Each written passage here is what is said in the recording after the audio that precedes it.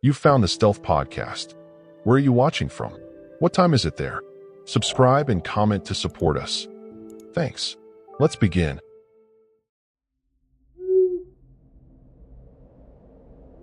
There's an old miner's superstition in Leadville about the singing in the walls, voices that shouldn't exist, coming from places too narrow for human bodies.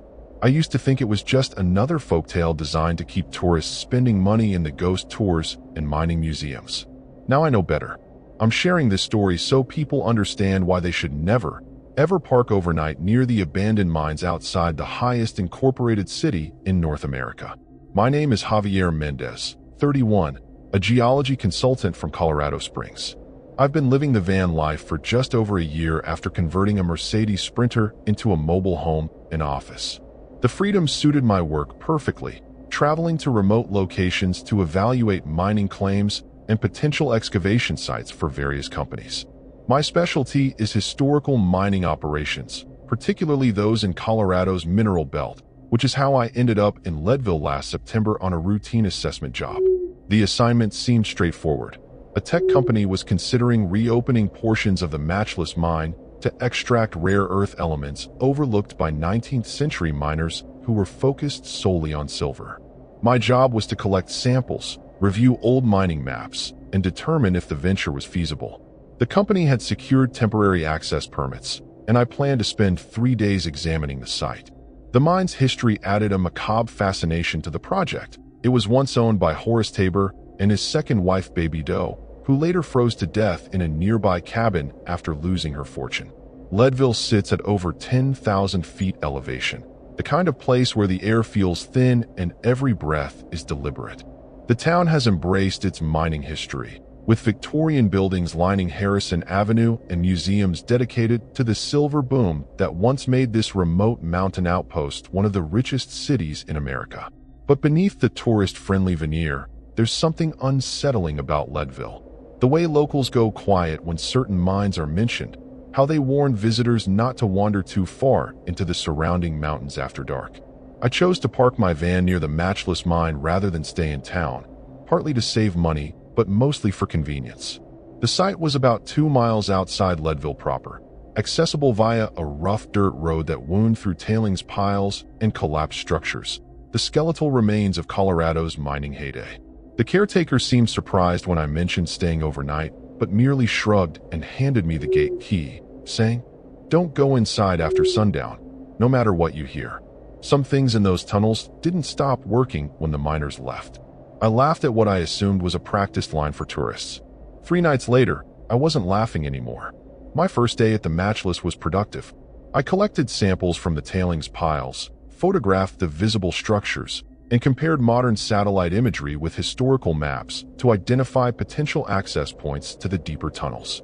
The mine had been partially reopened for tourism, with the first 100 feet shored up for safety, but beyond that point lay miles of unmapped passages, some dating back to the 1880s.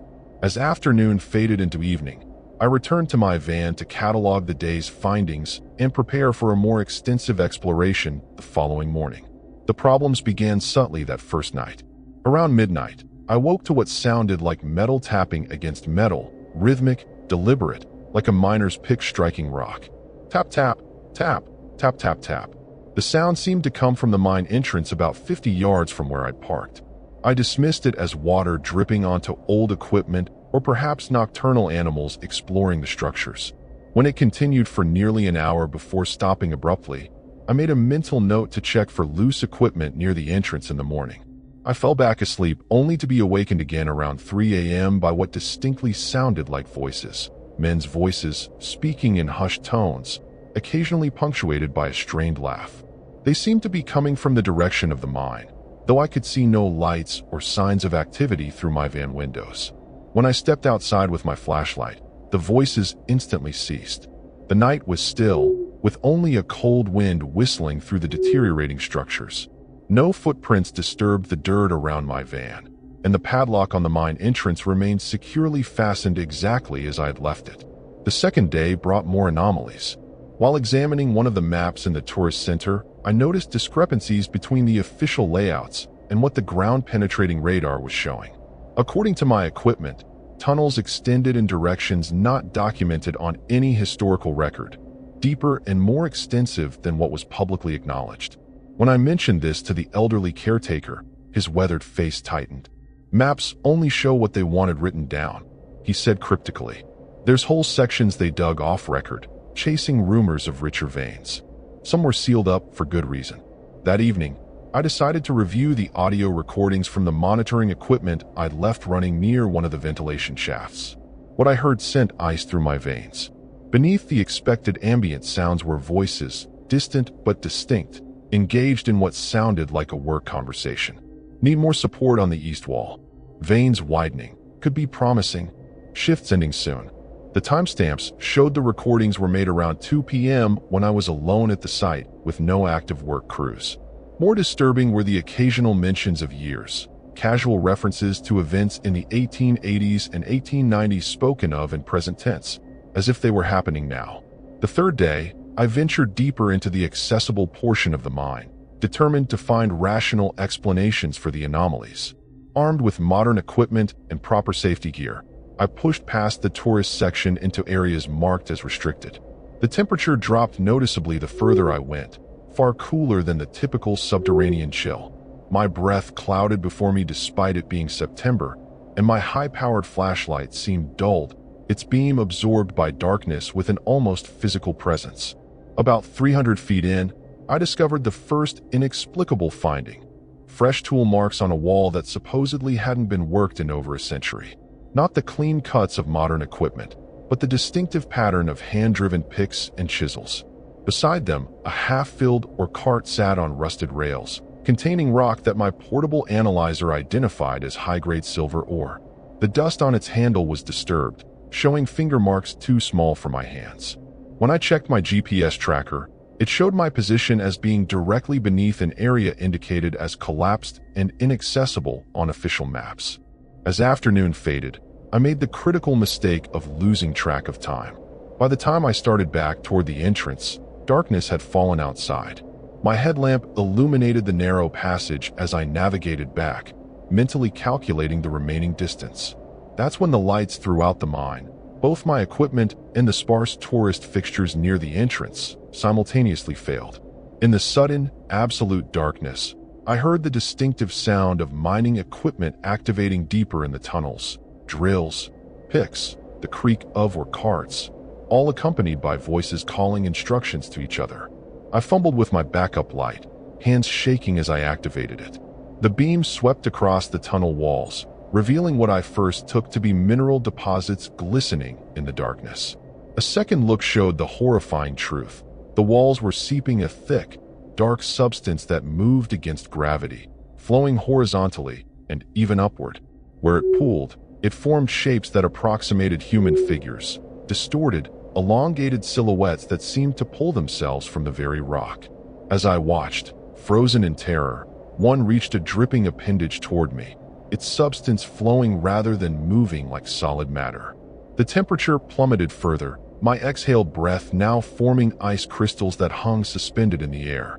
The voices grew louder, no longer from deeper in the mine, but surrounding me, emerging from the very walls. They spoke in a mixture of languages: English, Spanish, Chinese, Cornish, reflecting the diverse workforce that had once labored in these tunnels. Some begged for help, describing cave-ins and accidents in gruesome detail. Others made offers: riches, lost veins of, or so pure they gleamed like mirrors, if only I would stay and help complete the work. Most disturbing were the voices that spoke directly to me, using my name, referencing personal details they couldn't possibly know, describing how I would become part of the operation.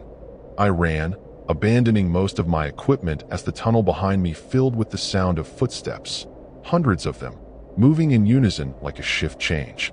My remaining light flickered, revealing glimpses of figures emerging from side passages, miners in period clothing, their features distorted or missing entirely, their movements jerky and wrong.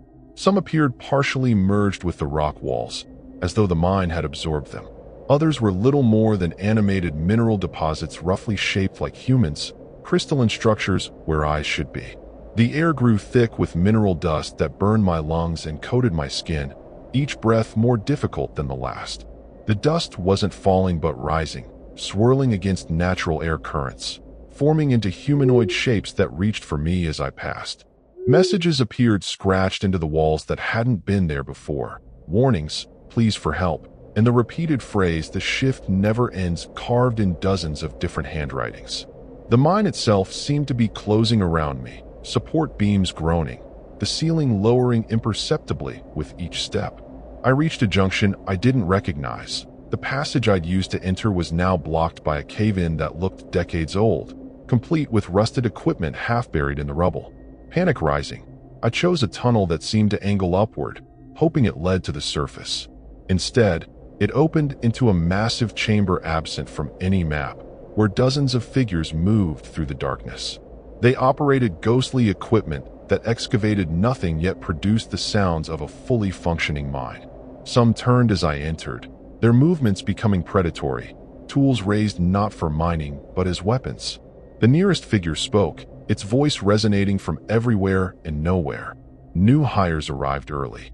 Management says he stays for the night shift.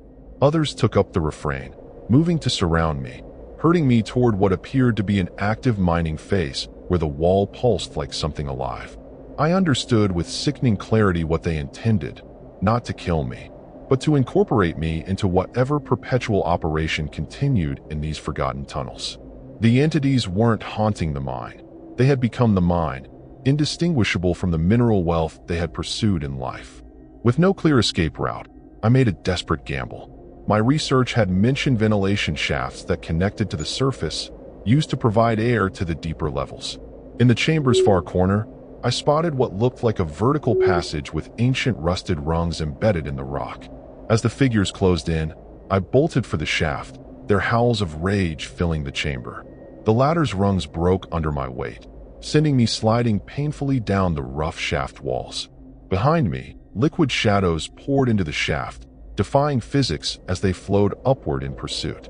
Using everything from boot friction to my belt knife jammed into crevices, I controlled my descent enough to avoid a fatal fall, emerging bloody and bruised into the cold night air through a rusted grate half hidden by decades of undergrowth. I staggered to my van, glancing back to see dark fluid seeping from the ventilation shaft, pooling on the ground and forming into something approximating a human silhouette. The mine's main entrance, still padlocked, rattled violently as though something massive was attempting to force it open from within. I fumbled with my keys, started the engine, and accelerated down the dirt road, tires slipping on loose gravel. In my rearview mirror, I saw multiple figures emerge from the ground itself around the mine, not walking but flowing across the landscape in pursuit, covering distance with unnatural speed. My van's electronics malfunctioned as I fled, headlights flickering, engine sputtering, radio cycling through frequencies before settling on static that formed words just below the threshold of comprehension. The GPS display showed me driving in circles despite the straight road beneath my wheels. Most terrifying was the dark substance that began seeping through my van's air vents, the same mineral-infused liquid I'd seen in the tunnels, carrying the voices of long-dead miners now directly into my living space, whispering about company property and contractual obligations extending beyond death. I abandoned my van a mile outside Leadville, continuing on foot into town where I collapsed at a 24-hour diner, babbling about living minerals and miners trapped in endless shifts. The locals exchanged knowing glances but said nothing as I called the police. The official report listed my experience as hallucinations caused by oxygen deprivation and possible exposure to toxic gases common in old mines. When authorities checked the site the following day, they found my van exactly where I'd parked it initially, not on the road where I'd abandoned it, with no signs of pursuit or damage beyond a thick coating of mineral dust inside and out. The mining company abruptly canceled the assessment project after reviewing my fractured report and initial samples. The samples themselves became another disturbing chapter. Under laboratory analysis, they kept changing composition, defying standard classification. More disturbing were the microscopic structures discovered within the minerals, patterns that specialists reluctantly described as resembling cellular organization, as though the distinction between mineral and organic material had somehow blurred. All samples were eventually confiscated by a government agency that never identified itself. I've spent months researching the matchless mine since that night, discovering patterns I should have recognized earlier. Throughout its history, the mine has had an abnormally high number of disappearances, not just documented accidents, but workers who simply never returned from shifts with no bodies recovered. Local newspaper archives from the 1890s reference periodic disturbances where machinery would operate itself at night, and strange figures would be seen entering the mine against all orders. Most telling was Baby Doe Tabor's journal, portions of which remain sealed in university archives. The few accessible pages mention her late husband's obsession with a particular mineral vein that sang to him from the walls, and workers who became one with the silver they sought. The truth, I believe, lies in the unique mineral composition of that mountain, something science hasn't properly classified, something that exists in the boundary between inorganic matter and living tissue. The miners didn't just extract silver, they awakened or perhaps released something that learned to mimic humanity even as it absorbed the miners themselves. I still hear them sometimes, especially as I drift off to sleep. Picks striking stone in rhythmic patterns, voices calling out depth measurements and silver purity, the perpetual shift that never ends. Blood tests show elevated levels of unusual minerals in my system, and I've started noticing crystalline formations growing beneath my skin where I was cut during my escape.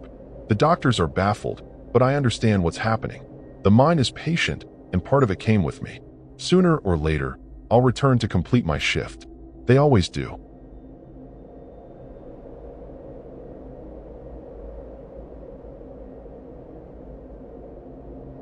The thing about traveling alone in a van is that nobody notices when you go missing. That's what happened to me in Durango last October. I was supposed to meet my sister in Santa Fe 3 days later, but I never made it. What started as a scenic detour through southwest Colorado turned into a nightmare when I pulled off onto that unmarked forest road. I'm going to tell you exactly what happened so you can avoid the same mistake. Because those people are still out there, still hunting, and the authorities have no idea. My name is Marcus Thorne, 32 years old, born and raised in Denver. I'd been living the van life for nearly 2 years after quitting my soul-crushing accounting job. My converted Sprinter was my pride and joy, solar panels, composting toilet, the works. I'd spent winters in Arizona, summers in Montana, and documented it all on my modest but growing Instagram account. Nothing prepared me for what I found in those woods outside Durango. It was mid-October, and I'd been feeling restless. Denver had become too familiar, too mundane. The mountains called to me with their promise of solitude and breathtaking views. So I packed up my van, said goodbye to my sister Emma, the only family I had left after our parents died, and hit the road. The plan was to explore the San Juan Mountains before heading to Santa Fe for Emma's birthday. Simple enough. The first few days were perfect. I hiked to alpine lakes, cooked meals under starry skies, and posted enviable photos that racked up likes. I met a few other travelers along the way. A retired couple from Oregon in their massive RV, a group of college students on fall break, and a lone hiker named Keith who seemed to know the area well. Keith mentioned a secluded spot near Durango where the views were unmatched and the rangers rarely patrolled. I should have recognized the gleam in his eye when he drew the crude map on a napkin. Should have noticed how he kept checking his phone, or how his hiking boots were spotlessly clean despite claiming he'd been on the trails for days. But I was too focused on finding that perfect boondocking spot to notice the warning signs. Too eager to get off the grid, even for just one night. That eagerness nearly cost me everything. I followed Keith's hand-drawn map the next afternoon, turning off the main highway onto a dirt road that wound through dense ponderosa pines.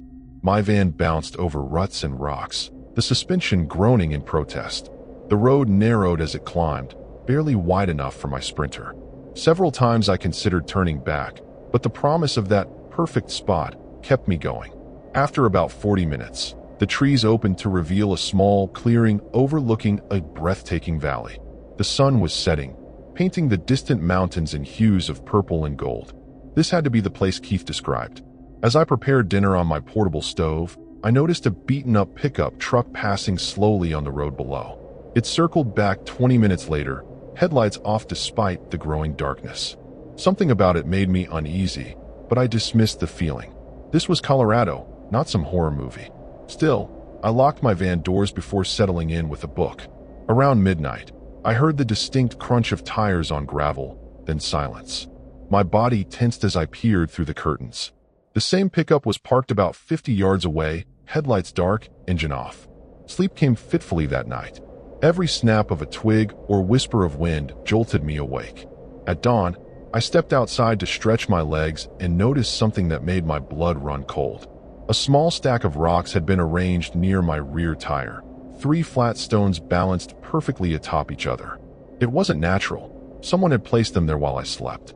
Further investigation revealed a thin fishing line stretched across the dirt road, barely visible in the morning light, positioned at the exact height of my van's radiator. I photographed everything before carefully removing the tripwire. My hands were shaking so badly, I dropped my phone twice. This was deliberate. Someone had marked my van and set up something to disable it if I tried to leave. The isolated location suddenly felt like a trap rather than a sanctuary. I tried calling Emma, but as Keith had mentioned with what I now recognized as satisfaction, there was no cell service here. My satellite communicator was charged, but would take time to send messages. I needed to leave immediately. As I hurriedly packed up, I spotted movement in the trees. A figure. No, 2 figures, moving parallel to the clearing, maintaining distance, but definitely watching. I pretended not to notice, continuing my preparations while keeping them in my peripheral vision. They were dressed in camouflage, carrying what looked like hunting rifles. But October wasn't hunting season for anything in this area. My mind raced through options. I could try to drive out, but what if there were more traps? I could hike out, but they'd definitely catch me. My only chance was to outsmart them somehow or hide until help arrived, if it ever would. By mid-morning, the watchers had disappeared, but I knew they hadn't gone far. The initial terror had crystallized into something sharper, more focused survival instinct. I decided to act as if everything was normal while preparing for the worst. I casually checked my van's undercarriage and found a crude tracking device magnetically attached to the frame. These weren't random hunters. They were organized and had specifically targeted me. I left the tracker in place. Removing it would alert them that I knew about their presence. I made coffee outside, putting on a show of taking photos and enjoying the view while scanning the treeline. That's when I noticed the small cairns, rock stacks identical to the one by my tire, placed at intervals around the clearing. They formed a perfect circle with my van at the center. Each one pointed inward like silent sentinels, or targets. A memory surfaced, Keith asking detailed questions about my van, about whether I traveled alone, about when I planned to meet my sister. The people in these parts, he'd said with a strange smile, they're territorial about their secret spots. Around noon, the pickup returned, driving slowly past the clearing entrance. This time, there were 3 men inside, all wearing the same camouflage I'd spotted earlier. The driver stopped, made direct eye contact with me, and smiled. It wasn't a friendly smile. He made a slashing motion across his throat before continuing down the road. Message received. My satellite communicator showed the message to Emma was still sending. These mountains were blocking the signal. I was on my own. I made a desperate plan. Using my van's water tank, I filled several empty bottles and stashed them in my backpack along with energy bars, first aid supplies, and a knife. I studied my topographic map app while it still had cache data. There was a ranger station about 7 miles northwest, across difficult terrain.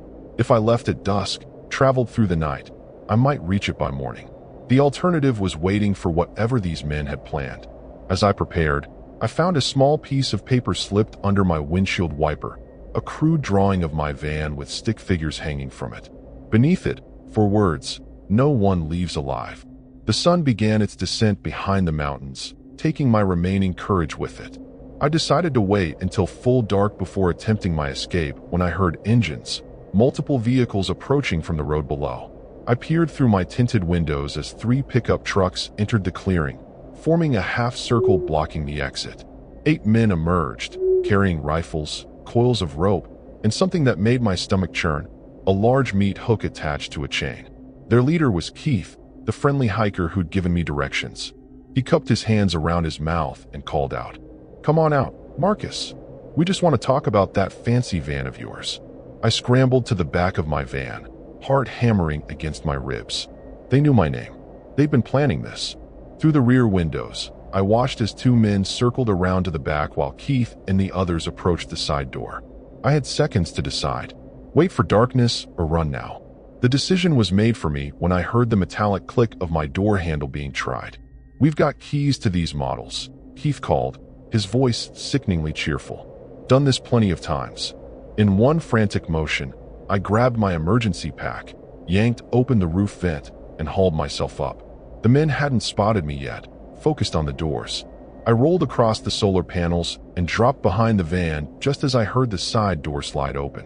Crouching low, I sprinted for the tree-line, the shouts of confusion quickly turning to anger behind me. A rifle cracked, bark splintering from a tree inches from my head. I didn't look back, plunging deeper into the forest, zigzagging between trunks as more shots rang out. Darkness was both ally and enemy as I stumbled through the underbrush. The forest floor was treacherous, loose rocks, fallen branches, sudden drop-offs. Twice I fell, the second time sliding down a steep embankment and nearly breaking my ankle. The men were hunting methodically, calling to each other, sweeping flashlight beams through the trees. I heard Keith's voice. "He won't last the night out here. Split up, check the game trails." They knew these woods intimately. I was just a desperate tourist with a half-charged phone and dwindling water. Around midnight, I thought I'd lost them. The forest had grown quiet except for the normal sounds of wildlife. I paused to check my bearings, the phone's dim light shielded by my jacket. The ranger station was still 5 miles away, across increasingly steep terrain. My ankle throbbed, and blood from dozens of scratches had dried on my arms and face. That's when I heard it, the low baying of dogs. They brought hounds. Fresh terror surged through me as I forced myself forward, knowing the dogs would pick up my scent trail regardless of my route. Dawn broke as I reached the edge of a ravine, the sound of rushing water below. The dogs were closer now, their barking frenzied and excited. I'd been moving downhill instead of northwest, a crucial navigation error. Figures appeared on the ridge behind me. 3 men and 2 hounds straining at their leashes. "End of the line, Vanlifer," Keith shouted, raising his rifle. I backed toward the ravine edge, loose stones skittering into the darkness below. The men spread out, blocking any escape route along the rim. "We've been doing this for years," Keith explained casually, as if discussing a hobby. "City folks come out here, nobody knows where they are. Their fancy vans fetch good money after we clean them up." He raised his rifle. Nothing personal. The irony wasn't lost on me. I'd escaped the prison of city life only to end up cornered against a ravine by backwoods predators. As Keith aimed, I made a split-second decision born of pure desperation. I threw myself backward off the cliff edge. Not a suicide attempt, but a gamble. I'd spotted a ledge about 15 feet down that might break my fall. The air rushed past as Keith's rifle cracked, the bullet whistling harmlessly overhead. I crashed onto the rocky outcropping, pain exploding through my shoulder and leg, then tumbled farther down toward the sound of water. The fall should have killed me. Instead, I landed in a deep pool at the base of a small waterfall, the frigid water shocking my system back to alertness. Upstream, the men were scrambling down a game trail toward the ravine floor, dogs baying excitedly. I dragged myself onto a rocky bank and behind a fallen tree, shivering violently. My backpack was gone, lost in the fall. My left arm hung useless at my side, likely dislocated. But I was alive, and the rushing water would mask my scent from the dogs. For hours, I played a deadly game of hide and seek, using the stream to cover my tracks, doubling back, laying false trails. My wilderness survival training, once just a fun weekend course, became my lifeline. The hunters grew frustrated, their coordinated search devolving into angry arguments I could hear echoing through the canyon. "We need to find him before he reaches the main road," Keith shouted at one point. "Or before the rangers find that van." They didn't know I'd been heading for the ranger station, not the highway. A small advantage. As night fell again, I made a critical discovery. The stream I'd been following emptied into a larger river, one I recognized from my maps as flowing directly past the ranger station. Hypothermia was setting in, but the water was my only safe path forward. I fashioned a crude float from fallen branches and lowered myself into the current, biting down on my sleeve to keep from screaming as my injured arm hit the water. The river carried me silently through the darkness, past occasional flashlight beams sweeping the banks. By dawn, delirious with pain and cold, I spotted the outpost buildings of the ranger station. What the rangers found wasn't the confident Vanlifer who'd set out from Denver, but a half-drowned, severely injured man babbling about hunters and human traps. They were skeptical until they sent a patrol to the coordinates I'd given them. There they found my van, emptied of valuables, with Keith and his crew already stripping it for parts. The investigation revealed a grim pattern. 8 other travelers had disappeared in these mountains over the past 3 years. Their vehicles never recovered. My van's hidden GPS tracker had continued transmitting even after they'd removed the obvious electronics. The trial revealed more horrors. The meat hooks weren't just for intimidation. Keith and his gang were finally imprisoned, but the nightmares haven't stopped. Sometimes I still wake up hearing the baying of those hounds, feeling the rush of air as I fell backward into the ravine, making the desperate gamble that saved my life but stole my sense of security forever.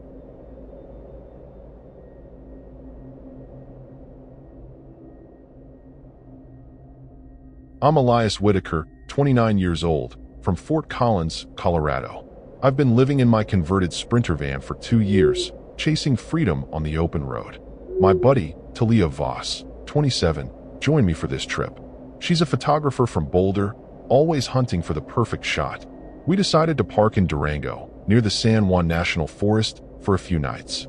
The plan was simple: camp, hike, and soak in the mountain vibes. Talia's got this infectious laugh, but she's stubborn about checking maps. Me? I'm too trusting sometimes, especially of strangers. The forest felt like a horror movie set. Quiet, too quiet. Something about Durango's edge of the wild feel had me on edge, but I shrugged it off. Big mistake. Talia set up her camera by the van, snapping shots of the pines. I was fiddling with the solar panel when a local guy, Owen, stopped by. He seemed friendly, offering tips about trails, but his eyes lingered too long on our setup. I didn't think much of it. Small-town hospitality, right? We cooked dinner over a fire, laughing about old road trips. Talia burned the beans, as usual, blaming me for distracting her. The night was crisp, stars blazing above. I felt a chill, not from the cold, but from something I couldn't place. It's like the forest was watching us, waiting. I locked the van tight, telling myself it was just my imagination running wild. Owen's visit stuck with me. He mentioned a shortcut to a hidden lake, but his smile fell off, like he was hiding something scary. Talia didn't notice. She was too busy planning her sunrise shoot. I tried to relax, scrolling through my phone, but the signal was weak. No big deal, I thought. We're off-grid. Still, I kept glancing out the window, expecting to see someone lurking. The horror of being so isolated hit me hard.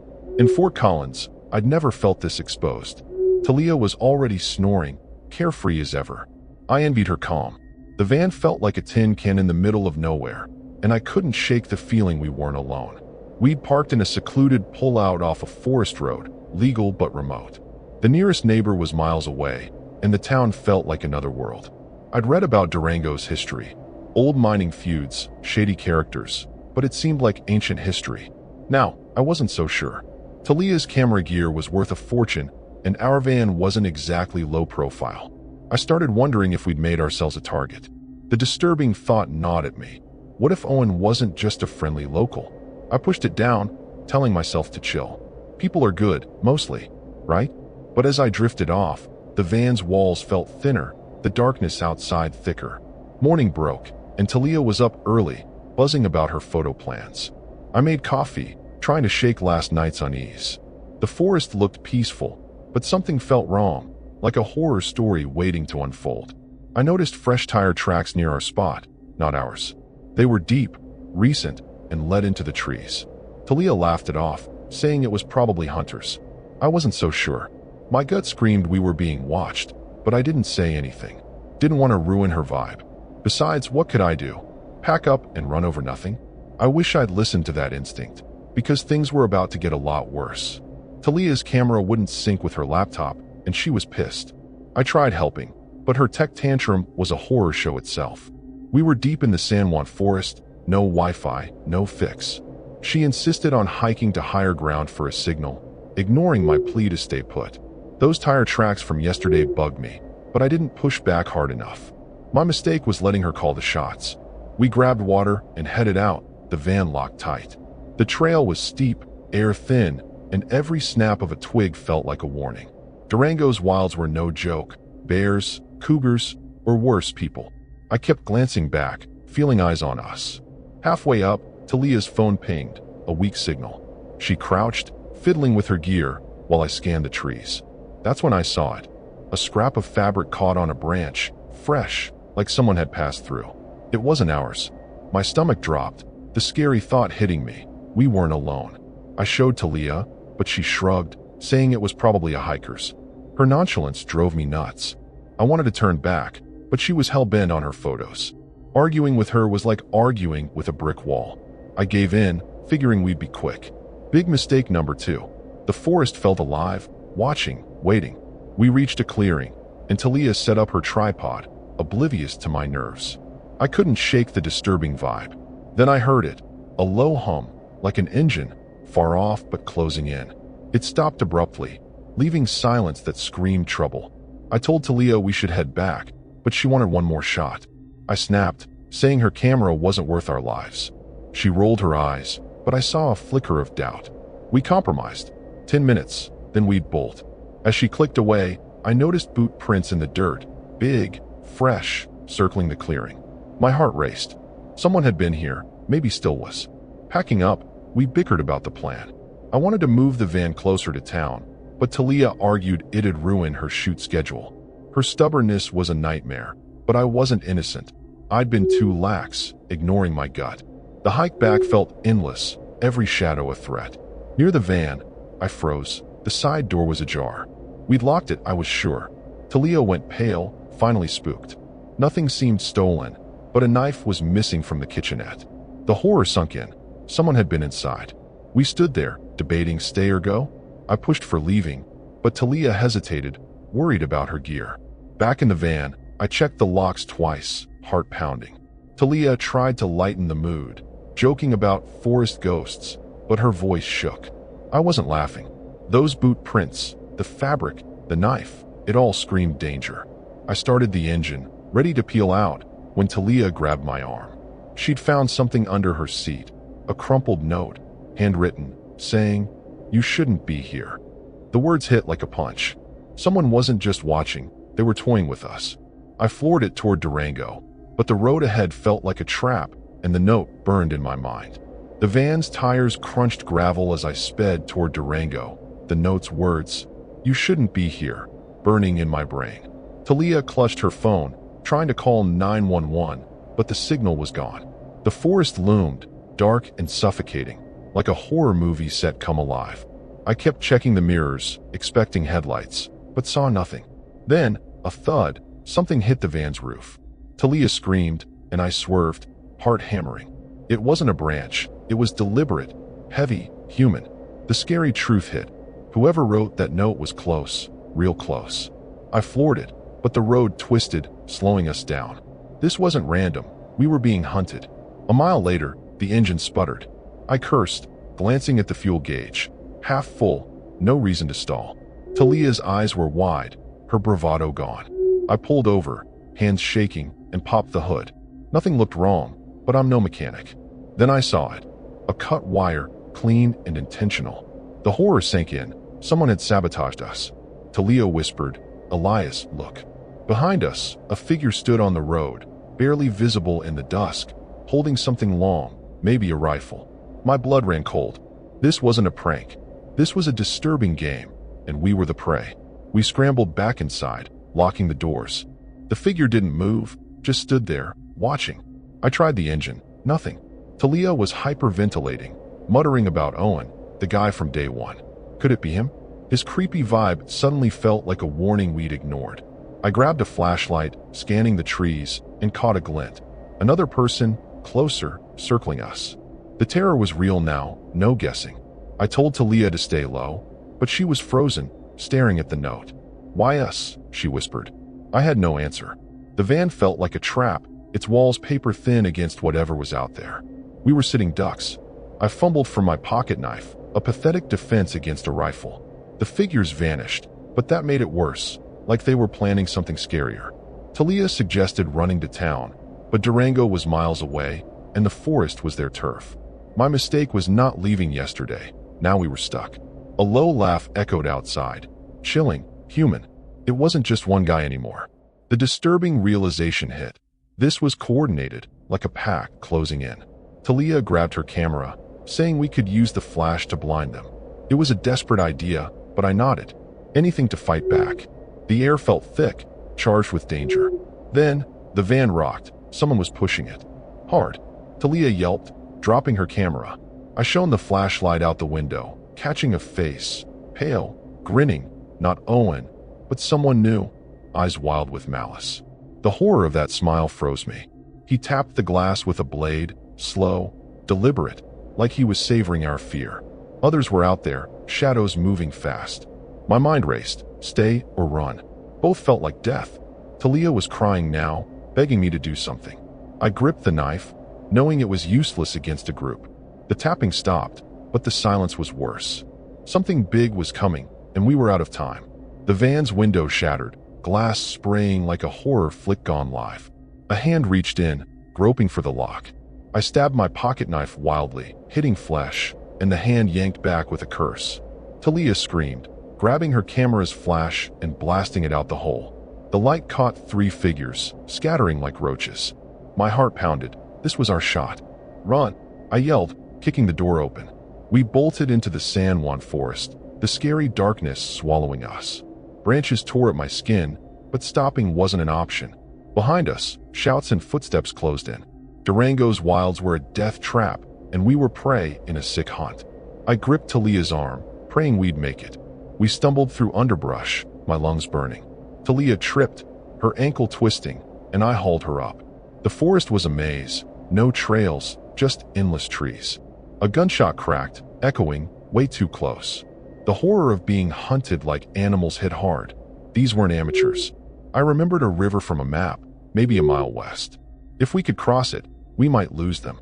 Talia was limping, slowing us down, but abandoning her wasn't an option. My mistake was not forcing us to leave days ago. Now her injury was on me. The disturbing sound of snapping twigs kept us moving, fear overriding pain. We had to keep going or die. The river roared ahead, fast and icy. I waded in, pulling Talia, the cold biting like knives. Halfway across, lights flashed behind us, headlamps closing fast. The scary reality sank in. They weren't giving up. Talia's teeth chattered, her face pale. I spotted a rocky outcrop on the other side, maybe a hiding spot. We scrambled up, crouching low. My knife was gone, lost in the water, leaving us defenseless. Their voices carried, taunting, like this was a game. I thought of horror stories from Durango's past. Missing hikers, never found. Were we next? Talia whispered, we can't outrun them. She was right, but I refused to quit. Huddled behind the rocks, I saw their beams sweep the riverbank. They were systematic, like they'd done this before. The horror of their calm precision chilled me more than the water. Talia's ankle was swelling, and she was shaking bad. I tore my shirt, wrapping her foot, but it was a band-aid on a bullet wound. A twig snapped nearby, too close. I clamped a hand over Talia's mouth, her eyes wide with terror. A shadow loomed, boots crunching just feet away. My pulse was a drum, every second stretching forever. The figure moved on, but others were fanning out. Escape felt impossible, but giving up wasn't in me. We needed a miracle. Then, a new sound. Tires on gravel, distant but real. A car? Rangers? Hope flickered, but it was risky. The road was back across the river, through the hunters.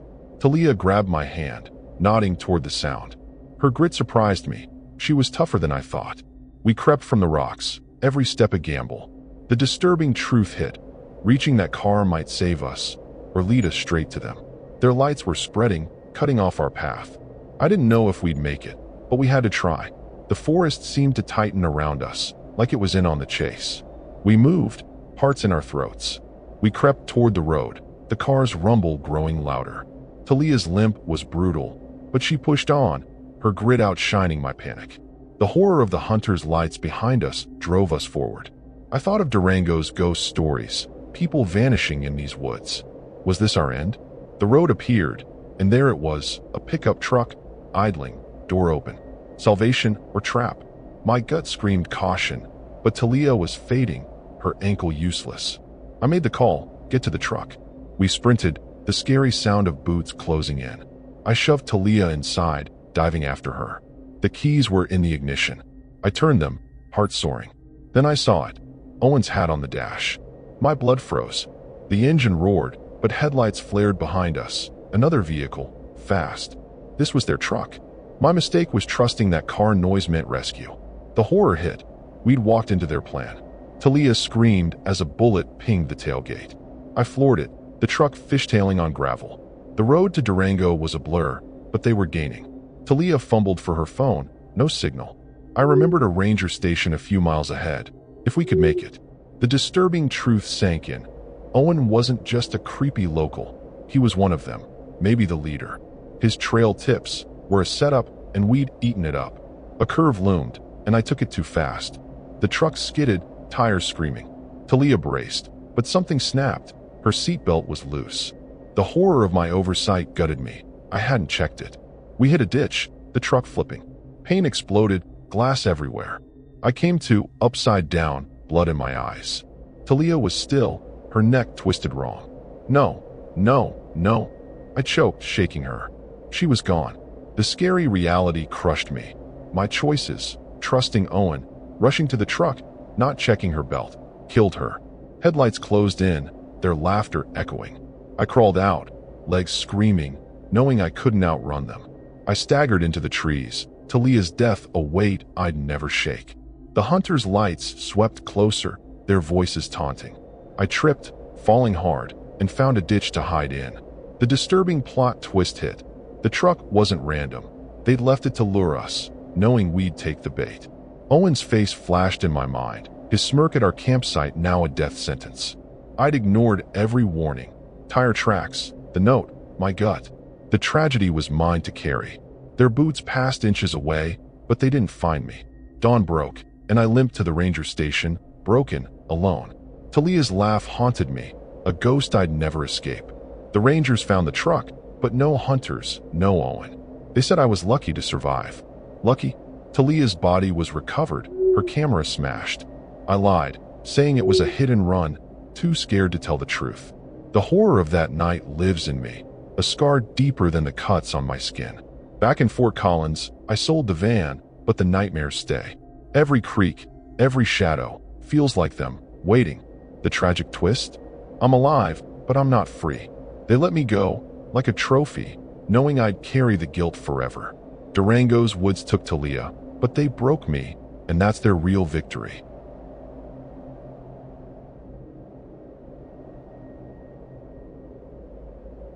Looking back at what happened in Glenwood Springs still makes my hands shake. The locals call it the vapor, a deadly mist that rises from certain hot springs after midnight. I thought it was just another small-town legend until I experienced it myself. I'm telling you this as a warning. Some places aren't meant for overnight parking, no matter how picturesque they seem. My name is Eliza Wheaton, 29 years old, originally from Boulder. I've been living in my converted Ford Transit for the past 3 years, working remotely as a graphic designer and chasing the nomadic dream. I'd visited dozens of hot springs across the country, documenting each for my travel blog. Glenwood Springs was supposed to be just another stop on my Colorado tour. Famous, touristy, and completely safe. At least that's what I thought. I'd been on the road for 6 weeks straight, working my way through Colorado's hidden gems. The isolation was starting to get to me, so I was looking forward to the bustle of Glenwood Springs, a place where I could soak in healing waters by day and sleep in my van by night. I'd heard rumors about a secluded, lesser-known spring just outside town, one that wasn't on any official maps, but was supposedly more beautiful than the commercial options. At a local coffee shop, I struck up a conversation with an elderly woman named Martha who had lived in Glenwood Springs her entire life. When I mentioned I was looking for something off the beaten path, her cheerful demeanor changed. "Stay away from Whisper Creek," she warned, her voice dropping to a murmur, "especially after dark." I laughed it off. I'd heard similar warnings in other towns, usually from older folks who distrusted outsiders or wanted to keep local treasures to themselves. Martha gripped my wrist with surprising strength. "I'm serious, dear. 3 Vanlifers disappeared there last year. The authorities blame it on carbon dioxide pockets from the springs, but we locals know better. She released my arm and turned away, refusing to elaborate further. I should have heeded her warning. Instead, I spent the afternoon researching Whisper Creek, finding only vague mentions in old newspaper articles about mysterious health incidents near unmarked hot springs in the area. I found Whisper Creek just before sunset, following coordinates shared in an obscure Vanlife forum. A narrow dirt road led to a small parking area beside a crystal-clear stream. Beyond the trees, steam rose from a series of natural pools cascading down a rocky hillside. The setting was magical, too perfect to pass up. No signs prohibited overnight parking, and I spotted fire rings from previous campers. I carefully positioned my transit for a quick exit if needed, more out of habit than genuine concern. As dusk fell, I enjoyed a solitary soak in the lowest pool. The water was perfection, hot but not scalding, with a slight mineral scent that promised healing properties. Stars emerged overhead, and the only sounds were the bubbling of the springs and the occasional hoot of an owl. Martha's warning seemed ridiculous in this tranquil setting. I returned to my van feeling relaxed and drowsy, falling asleep almost instantly despite planning to read before bed. A sound like whispers woke me around midnight, multiple voices speaking just below the threshold of comprehension. I initially thought other campers had arrived, but peering through my curtains revealed an empty parking area. The whispers continued, seeming to come from the direction of the springs.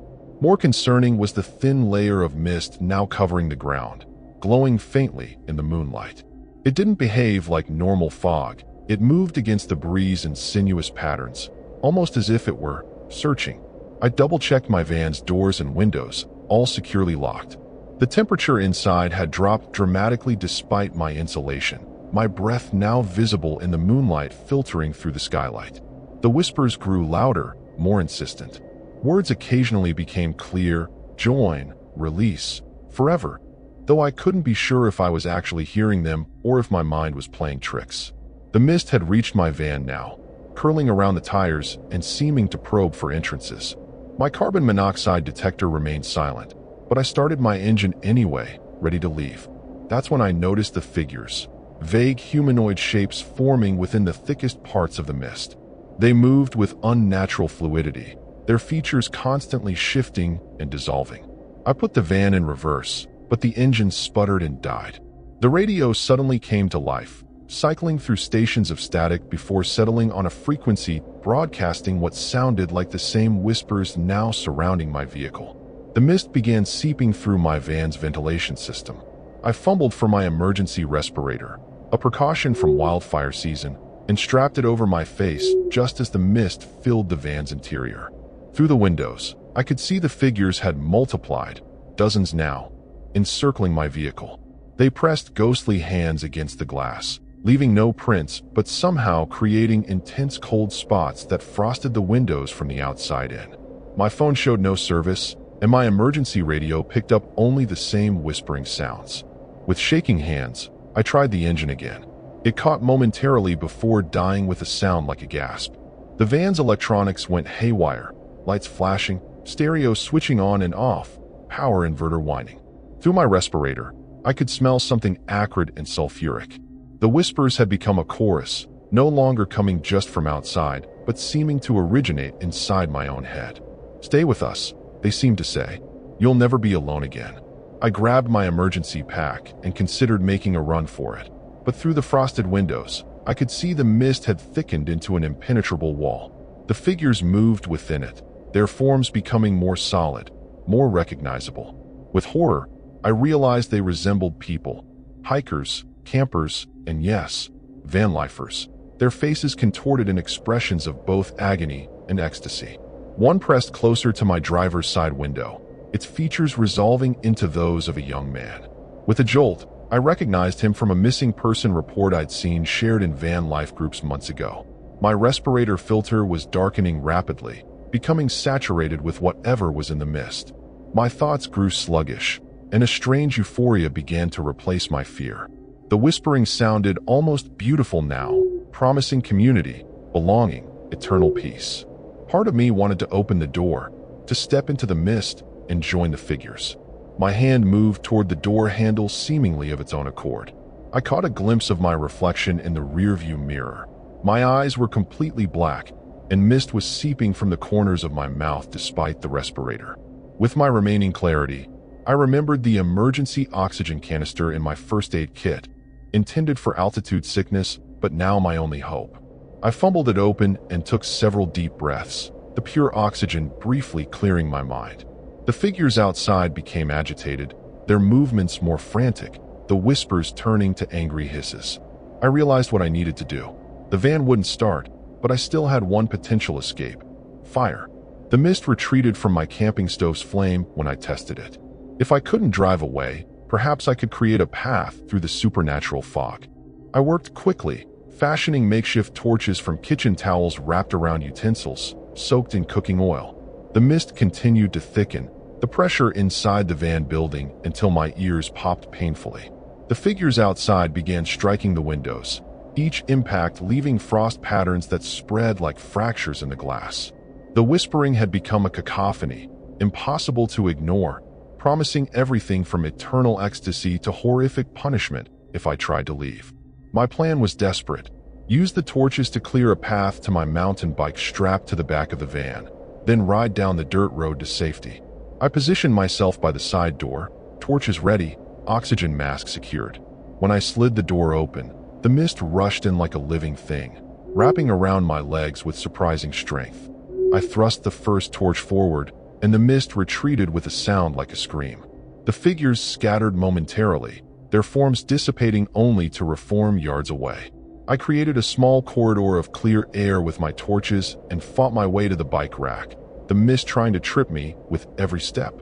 The cold was unbearable, seeping through my clothes and into my bones. The whispering grew frantic, individual voices becoming distinct, some begging me to stay, others threatening what would happen if I left. I recognized phrases in multiple languages, some that sounded centuries old. My fingers, nearly numb with cold, fumbled with the bike lock as the torch in my left hand began to sputter. As I freed the bike, an unseen force knocked me sideways. I fell hard, the dying torch rolling away and immediately being swallowed by the mist. The remaining torch illuminated a horrific sight. The figures had formed a ring around me, their features now fully visible. Men and women from different eras, their eyes uniformly black, their skin translucent like the mist itself. They were closing in, hands outstretched. Among them was Martha from the coffee shop, her earlier warning now making terrible sense. She hadn't been trying to protect me, she'd been trying to recruit me. With a surge of adrenaline, I scrambled onto my bike, the last torch clutched desperately in one hand. The pedals were slick with frost, the chain stiff and resistant. As I pushed forward, spectral hands clawed at my clothes, at my respirator, at the oxygen canister strapped to my back. The torch was fading, and with it, my pathway to freedom. In desperation, I reached for my emergency flare, struck it, and threw it behind me.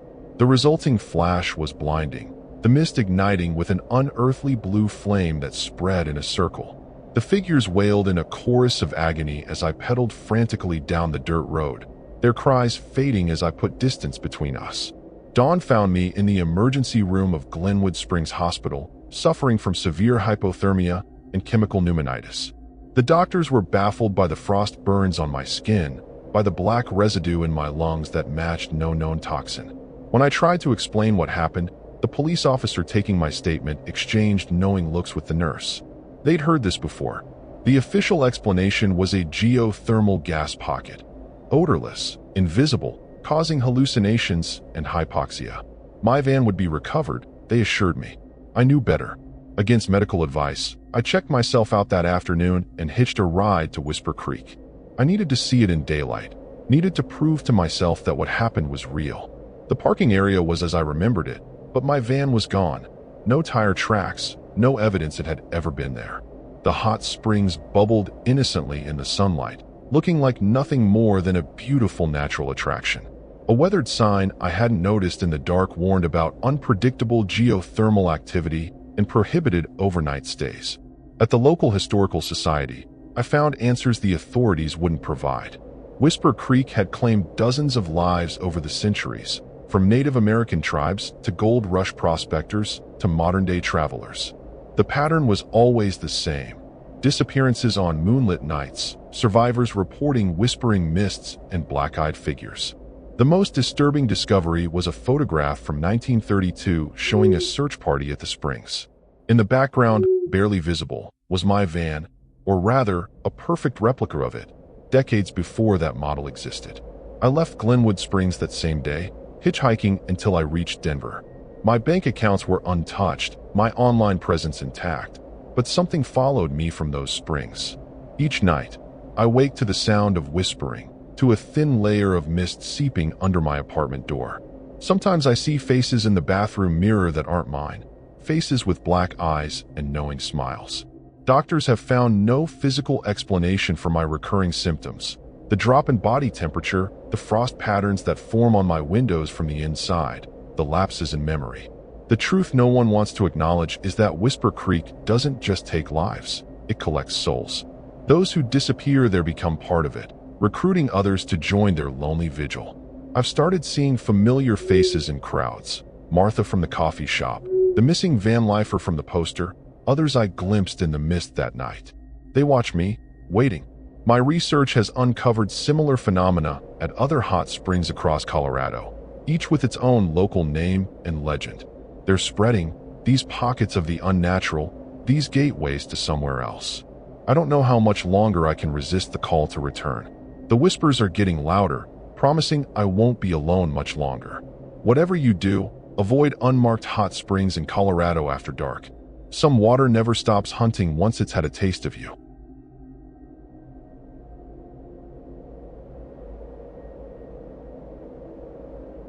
I came to Crested Butte to photograph wildflowers, not to become the unwilling star in someone's twisted hunting game. The locals call it the culling, though they'll never admit this to outsiders. Every year, a few tourists disappear in the mountains surrounding the town. The official explanation is always the same: unprepared hikers, dangerous terrain, wild animals. The truth is far more calculated, far more human, and far more horrifying. My name is Dominic Reeves, 34, a freelance photographer from Fort Collins. I've been living in my customized Volkswagen T2 for about 4 years now, chasing the perfect shot across America's most beautiful landscapes. My work has been featured in outdoor magazines and travel blogs, earning me enough to maintain my nomadic lifestyle. The vintage van isn't just transportation. It's my home, my office, and my pride and joy, painted a distinctive teal blue that's become part of my professional brand. I'd heard about Crested Butte's legendary wildflower season for years, the explosion of color that transforms mountainsides into living rainbows each July. This small former mining town is known as the wildflower capital of Colorado, and I plan to spend 2 weeks capturing the spectacle. My timing was perfect. I arrived just as the meadows reached peak bloom. The first few days were productive, with perfect weather and views that exceeded my expectations. It was at the Mountain Mug Cafe that I first heard whispers about the prime photography spots that weren't in the guidebooks. A group of locals at the next table spoke in hushed tones about contest season and this year's selections. One phrase caught my attention: the blue van by Gothic Road would make an excellent challenge. When they noticed me listening, they immediately changed the subject, but not before I caught the meaningful glances exchanged between them. I thought nothing of it then, just small-town folk being wary of outsiders. That evening, I found a polished stone placed on my van's windshield, smooth black obsidian with a red spiral painted on one side. I assumed it was left by a well-meaning hippie or perhaps a local artisan advertising their work. I kept it as a souvenir, not recognizing it as the marker it was, not understanding that I had been tagged, evaluated, and selected. By the time I realized what was happening, I was already deep in the backcountry, too far from civilization to call for help, and being methodically hunted by people who knew every inch of the terrain. I spent the next morning photographing the spectacular fields near Gothic, an abandoned mining town just north of Crested Butte. As I worked, I noticed the same group of hikers passing by 3 times, taking different trails, but always circling back to where I was set up. Their gear seemed excessive for day hiking: large packs, what looked like climbing equipment, and at least one of them carried something long wrapped in canvas. Each time they passed, they studied my van with unusual interest, one man even snapping photos of it with his phone. By mid-afternoon, I decided to seek more remote locations, driving farther up Gothic Road until the pavement ended. The dirt road continued, switchbacking up the mountainside to areas rarely visited by tourists. I found a perfect boondocking spot near an alpine meadow exploding with columbines and Indian paintbrush. The view was spectacular, peaks in every direction, not another human in sight. I set up camp, planning to shoot the sunset and sunrise before heading back to town for supplies. As darkness fell, I noticed the first troubling sign, headlights in the distance, moving slowly along the same remote road I'd taken. They'd stop occasionally, then continue, as if searching for something. Around midnight, they disappeared, and I convinced myself it was just other photographers scouting locations for morning shoots. I settled in for the night, the mountain silence broken only by the occasional cry of a distant coyote. Just before dawn, I awoke to the distinct sound of footsteps circling my van, slow, deliberate steps testing the ground around each tire. I froze, barely breathing, as a flashlight beam swept across my windows. The footsteps paused at my driver's side door, and I heard the soft scratch of something being dragged across the van's exterior. Then silence. When I finally mustered the courage to peek outside, whoever had been there was gone. In the dim pre-dawn light, I discovered 4 small rock cairns placed precisely at each corner of my van. More disturbing was what I found carved into the paint on my driver's side door, a crude spiral matching the one on the obsidian stone, with the number 3 in its center. The sunrise revealed more. Small game trails leading away from the meadow had been marked with the same spiral symbol, some with arrows pointing deeper into the wilderness. Cell service was non-existent, as expected at this altitude, but now my satellite messenger also failed to connect. I tried starting my van, planning to return to town immediately, but the engine made a sickening, grinding noise before falling silent. When I popped the hood, I discovered the spark plug wires had been carefully removed and taken, a deliberate sabotage that would strand me here. Panic rising, I gathered essential supplies into my backpack: water, food, first aid kit, maps, and my satellite messenger, though it remained stubbornly unable to connect. The logical choice was to hike back to Gothic or Crested Butte along the road, but something about those cairns and symbols made me hesitate. The marked trails suggested a game. They wanted me to go deeper into the wilderness, not back towards civilization. I refused to play along, setting off down the dirt road I'd driven up yesterday. I'd covered less than a mile when I heard it, the distinctive crack of a high-powered rifle, followed by the whine of a bullet striking rock uncomfortably close to my position. I dove into the underbrush as a second shot kicked up dirt where I'd been standing. Message received. The road was not an option. Heart pounding, I crawled deeper into the forest, using trees for cover. No more shots came, but the message was clear. I was being herded, driven away from safety and into the remote backcountry. For hours, I moved cautiously through the forest, trying to circle back toward town while avoiding open areas. Each time I attempted to move downhill toward civilization, I'd encounter one of those spiral symbols, often accompanied by fresh boot prints. Twice more I heard rifle shots in the distance. Warning shots, I realized, when they struck trees near my path, but didn't seem aimed to hit me. By mid-afternoon, I'd been effectively maneuvered miles from any trail, into a steep ravine I didn't recognize from any map. The game became clearer when I found a small cache hidden beneath a distinctive boulder, a single bottle of water, energy bars, and a plastic bag containing 3 obsidian stones identical to the one left on my windshield. Attached was a handwritten note: Day 1 complete. Hunting begins at dawn. 3 stones, 3 days, 3 hunters. Survive and win your freedom. Run and die tired. The clinical detachment of the message chilled me more than any threat could have. This wasn't random. It was ritualized, established, a tradition. As darkness approached, I found a defensible position in a rocky outcropping and assessed my situation. Someone had disabled my vehicle, cut off my communications, and was forcing me to participate in some twisted hunting game. The 3 carved into my van suddenly made terrible sense. I had 3 days to survive 3 hunters. I was prey in an organized hunt that the locals had been planning since spotting me in town. The wildflower paradise had become a killing field, and the only way out was through it. That night, I heard distant voices calling to each other through the darkness, and twice caught glimpses of flashlights sweeping the slopes below my position. They weren't hunting yet, just confirming my location for morning. Dawn broke with the sound of hunting horns. Actual horns, their brassy notes echoing across the mountains like something from a medieval fox hunt. My night had been sleepless, spent formulating desperate plans. The hunters wanted a game? I'd give them one, but I'd change the rules. I abandoned most of my gear, keeping only water, a knife, and the obsidian stones. The heavy photography equipment would slow me down, and speed was now my only advantage.